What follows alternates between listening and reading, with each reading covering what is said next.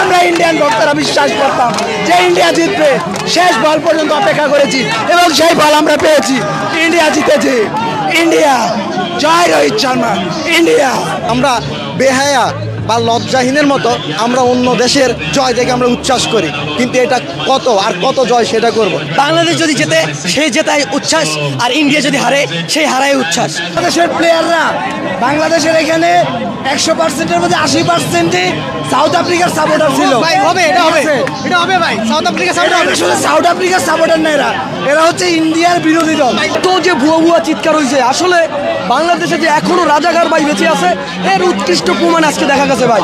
এই জয় ইন্ডিয়ার, এই জয় বাংলাদেশের, এই জয় পাকিস্তানিদের বিরুদ্ধে, এই জয় রাজাকারের বিরুদ্ধে, এই জয় মুক্তিযুদ্ধের পক্ষের ভাই।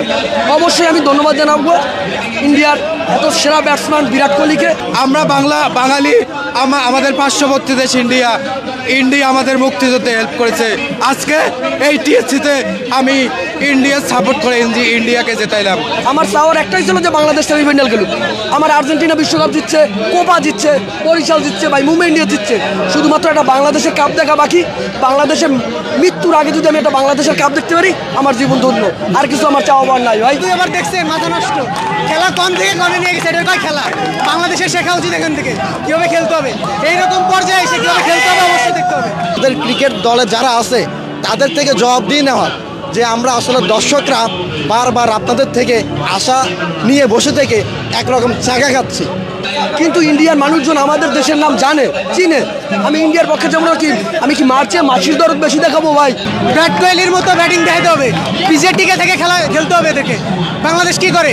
বাংলাদেশ তো একজন দুটো উইকেট শেষ, বাংলাদেশের মারতে মারতে শেষ, সব শেষ। বিরাট কোহলি কেমনে খেলাটা ধরে রেখে কোন জায়গায় নিয়ে গেছে। পরে বোলিং দেখছেন, বুমরা 2 ওভার কয় রান দিছে। হার্দিকের বল দেখছেন, লাস্টের রাজদীপ সিং বোলিং করে আজকে মার খাইছে, কুলদীপ মার খাইছে, আকশা প্যাটেল মার খাইছে, কিন্তু অন্যরা ভালো খেলছে। আমার প্রাণের দেশ বাংলাদেশ। আমরা চাই যে বাংলাদেশ এরকম একটা ওয়ার্ল্ড কাপ জিতুক, কিন্তু বাংলাদেশের নির্বাচক প্যানেল এতই ব্যর্থ যা বলার বাইরে। ইন্ডিয়ার মতন রবি শাস্ত্রী কোচ ছিলেন, এখন রাহুল দ্রাবিড়।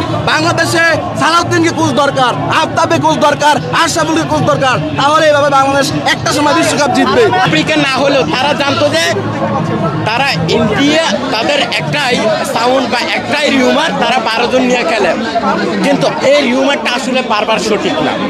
খেলাকে খেলা হিসেবে, খেলাকে কিভাবে কারুকার্য হিসেবে, খেলাকে কিভাবে আর্ট হিসেবে উপহার দিতে হয় অনলি মাত্র ইন্ডিয়া নয়। উম্মার মতো ছিলেন, আইপিএলে অনেক বাজে ফরম গেছে, অনেক ট্রলের শিকার হয়েছে, কিন্তু উনি বলেছিলেন যে আমি আমার দেশকে ওয়ার্ল্ড কাপ জিতাবো, ওয়ার্ল্ড কাপ নিয়ে দেশে আসবো। ওর মতন একটা প্লেয়ার দরকার। আর আমাদের শান্ত কি করে যে এই ওয়ার্ল্ড কাপ নিয়ে আমাদের কোনো প্রত্যাশা নাই। ওর মতন ক্যাপ্টেন দিয়ে আমরা কি করবো? শান্ত স্ট্রাইক রেট 107, এরকম ক্যাপ্টেন দিতে আমার দরকার নাই। শান্ত ভাই 2 তারিখে মিটিং আছে, আপনি এই টি-20 দলের থেকে পদত্যাগ করুন, আপনারা টি-20 খেলা দরকার নাই। আজকে যে ম্যাচটা হলো, এই ম্যাচ থেকে বাংলাদেশ শিক্ষা নেওয়া উচিত নির্বাচন বোর্ডের। আমি বলবো যে প্লেয়ারদের শিক্ষার চেয়ে নির্বাচন বোর্ডের শিক্ষাটা অনেক গুরুত্বপূর্ণ।